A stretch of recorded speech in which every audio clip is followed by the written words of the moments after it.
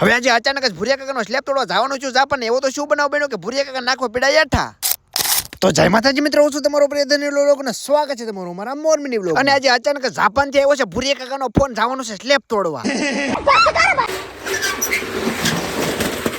કાયમ ની જેમ ગામના છોકરા પાવણતા જાય છે ને ઉપાધિ આપણે વધતી જાય છે. ઉભે શેરીમાં ખોટી હાલ્યો તો એમ હાલ્યો આવે છે ને બાકી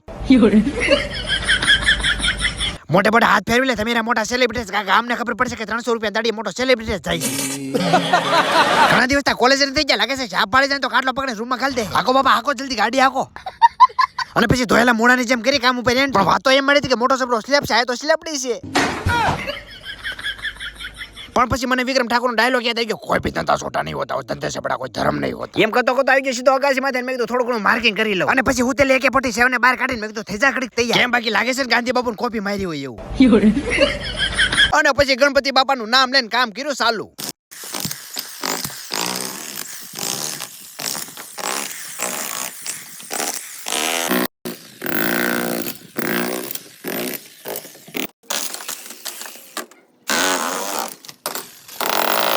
કલાક અડધી કલાક નો જાય તો ભાંગીને ભૂકો કરી નાખી. અને ઘરધણી કારમાં આવીને કહી જાય ધીરીનું કઈ ધીરીનું કોકનું ટાળી દેહો.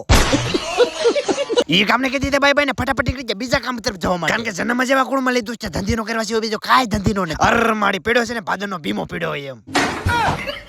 બાકી આને તો કહેવાય ધીસી છે ગામડાની ટેકનોલોજીયા. હાલો ખોટી વાતો નથી કરવી, આનું ગણેશાય કરીને કામ કરવી ચાલુ.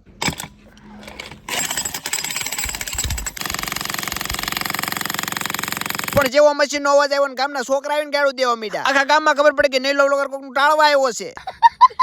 જો મેં તો આવીને આખા ગામની પરજા ભેગી થાય તો મારી અણી કાઢી નાખશે. અને પછી તો જેમ તેમ કામ પૂરું કરીને ફટાફટ મેં તો ખસકાવી ઘર તરફ જવા માટે. અને વાત ઉડતી ઉડતી પાકિસ્તાન થી આવીશ કે ગુજરાતમાં નીલા વ્લોગરને કોઈ લાઈક કે ફોલો નથી કરતો. તો ખોટા આપણને ધજા કરો તો એના માટે ફોલો તો કરતા જાઓ.